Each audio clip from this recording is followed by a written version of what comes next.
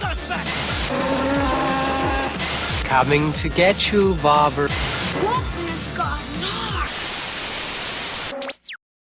Scream Legacy is the 2022 horror movie directed by Zach Salazar, and it stars Jackie Luke, Anthony Hernandez and Rachel DeRuin. Hi guys, my name is Barry and welcome back to the channel. Today we're going to be doing a movie review for Scream Legacy. This is going to be a spoiler review, so if you haven't seen the movie already, then again, don't watch this review if you don't want it spoiled for you.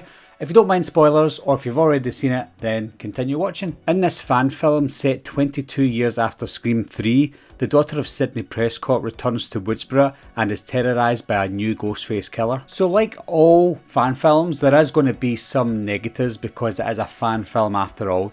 I tend to be less strict on the fan films because they're limited in budget and experience, of course. However, this fan film doesn't have many negatives, so I'm going to start with the negatives first of all. The first one, right out of the bat, isn't really a negative, but the story itself is a story that I would have expected to see for a Scream fan film. There wasn't anything surprising in this fan film that made me think, oh, that's something that I've never seen someone do before. It's just a basic story. Again, it's not a negative because it's something that most of us would think about doing anyway. With regards to the timeline, this is something I was quite confused with because near the start of the movie, the girl on the podcast or on the radio, Zoe I think her name was, she mentioned that there hasn't been a murder in Woodsboro since before she was born. We haven't had a murder here in Woodsboro since before I was born. Now, I can only assume that she's maybe in her late teens, maybe 18 or so. So it means that there hasn't been a murder for over 18 years in Woodsboro. So that obviously means that they don't include the events of Scream 4, I believe. Again, I'm not too sure. After reading the synopsis of the movie, again, the plot, they say that this is the events after Scream 3. So are you ignoring Scream 4? And if so, why? This part isn't a negative, but obviously this is set before the events of the new Scream movie, Scream 5. This was supposed to come out before Scream 5 came out, but it didn't. It got delayed, so it came out after Scream 5. That's why they haven't referenced anything that happened in the 5th movie, because they'd done this before the 5th movie came out. Not a negative, I'm just saying. And my last negative is the dialogue in this fan film. I don't think there's many fan films I've watched where we get some positive comments on dialogue, because the dialogue is written by people that are not fully in the industry or maybe trying to get into the industry, but it's a fan film, it's written by fans, so the dialogue is obviously going to be off. So I have to be honest, the dialogue wasn't great, but that's why it's a negative. But now we move on to a lot more positives. Straight off the bat, I loved the score. Now I think Zach did mention they had an issue with the score and they had to redo some things, correct me if I'm wrong, but the score was fantastic. The score reminded me of Marco Beltrami's score, and lo and behold, Marco Beltrami done the score for the first Scream movies. In fact, I think he done it for all Scream movies.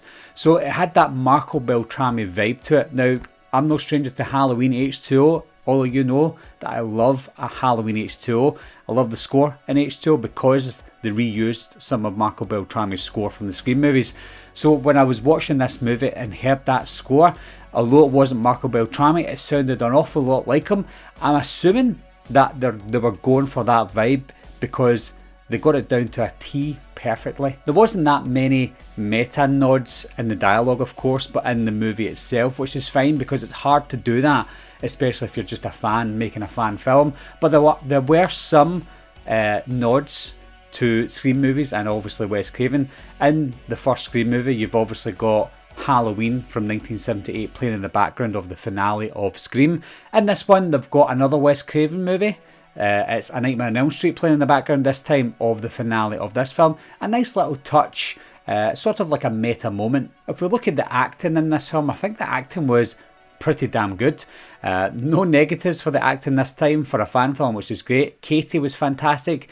The main detective was probably the best actor out of everyone. When he first came onto the scene, I thought he was just going to be a throwaway character, but no, he was one of the main characters and he did a fantastic role. Daniel as well was also fantastic as well, played by Michael Tula. So overall, I think the acting was really good. When it comes to the cinematography, I can't really fault that either. The cinematography was great.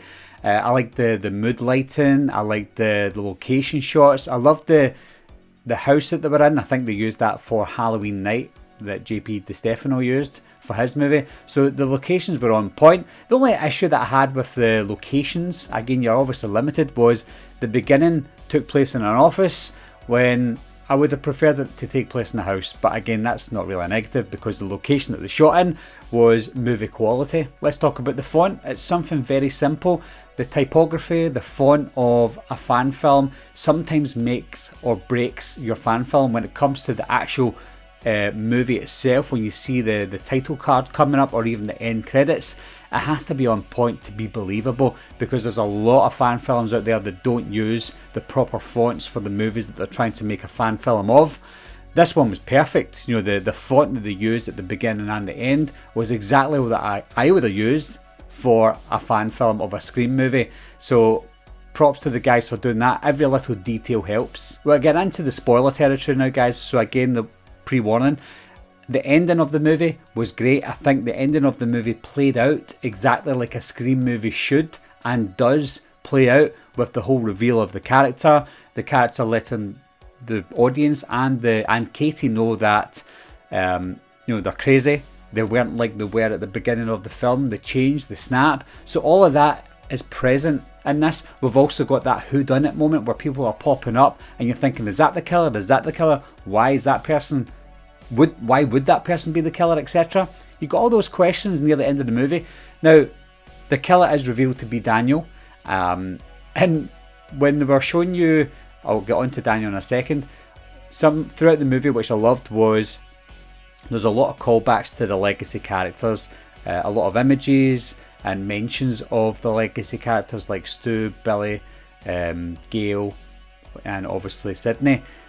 And then when Daniel was revealed to be the killer, I was just thinking back to the scrapbook where Katie does look a little bit like Sydney, like she could be her daughter in real life.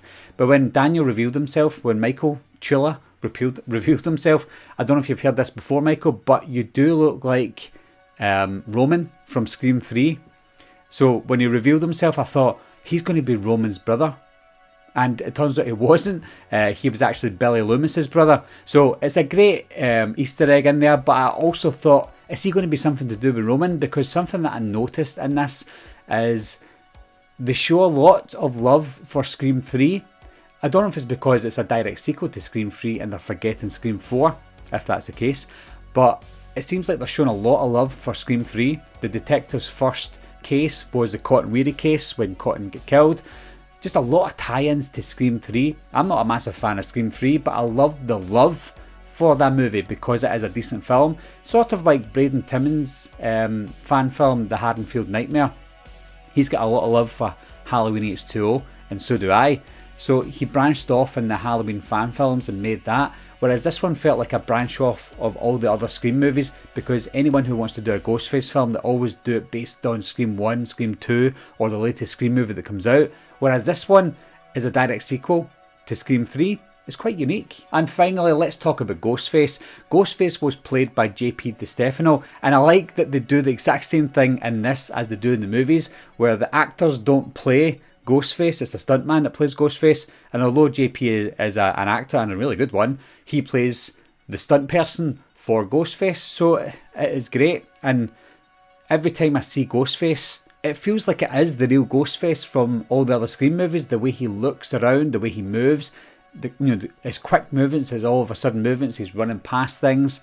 Obviously it's all meant for the film, but the way he does it just feels so natural. If I have any questions for the makers of this film is, why remove Scream 4 from this timeline? Why does Scream 4 not exist? Because if you include Scream 4, it doesn't really take much away. I know that Sydney comes back in Scream 4 and she doesn't mention that she has a daughter, but just because she doesn't mention her doesn't mean she doesn't have one, so you could still tie in this story to Scream 4 if you really wanted to. And the other question is, do you guys love Scream 3? I don't love it, but it just seems like you maybe like Scream 3 a little bit more than the average Scream fan. So that's my review for Scream Legacy, guys. If I have to, I'm not going to rank it, but if I have to rank it within the quality of fan films, it's one of those top tier fan films. It's one of the ones where after you watch it, you think, I'm never going to be able to make a fan film, because if this is the bar that they're setting, I've got no chance. So I commend you guys for making something of this quality. It is definitely, obviously, the best Ghostface / Scream fan film ever made. Unless there's one out there that I've not seen, you guys can let me know. But yeah, it's a fantastic fan film, guys. Definitely one of the best that I've seen overall. Have you seen the fan film? If you have, leave your comments down below, guys. Let me know what you think, and I'll talk to you soon. Bye bye.